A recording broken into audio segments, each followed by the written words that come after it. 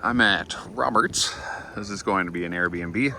So time is of the essence at a home like this when you purchase something and you're renovating it, because you lose 4 or 5 grand every month that you don't have it rented. So installation of a pool in the back, which means they need to do a basin for flooding on the right side of the pool that you can't see.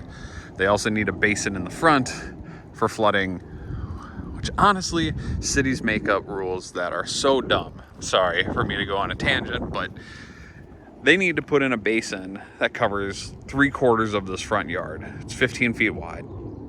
It has to be 1 foot deep. And need to do it for flooding because what? It's the desert, and where is it gonna flood? Why do you have to account for flooding when the pool's in the back? When you could just do a dry well there to have it leach, a dry well there to have it leach. Anyways, it's crazy. But anyways, 15-foot basin across here. Likelihood of having to move that box is high. This is the water main. So what we'll probably have to do is come in, grade it down to about 6 inches, where we're probably going to find the water main, expose the water main to the house, leave it open for our plumbing crew to come in, change out the water main, change out the valve. And then we'll come back, finish the rest of the dig out to 1 foot and have a nice slope down to the basin.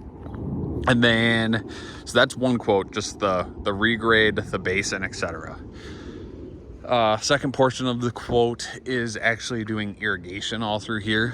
So there is a valve. Actually, there's 4 zones. It's right behind that gate. And there's a bunch of 1/2-inch PVC installed through here. Would rather have it be 3/4, but because he's got 4 different zones, I think we're gonna be able to make it work.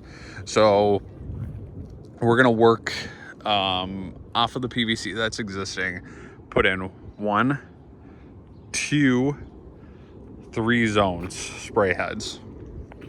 So 1, 2, 3, 4 heads per zone, and quote for that. Once again, valves are installed, boxes installed, electric is installed to those valves. So we just have to install PVC, spray heads. So that's the second part of the quote. Third part of the quote, sod for this whole thing. Sod it up, baby. Great stuff. I don't know why I said it like that. I'm such a loser. Fourth part of the quote, gotta get rid of the stump. And that is a big stump. So stump grind, really this whole corner, and it's gonna have to be ground out solid, deep, because he's putting in citrus along this edge. Grapefruit, lemon, grapefruit tree.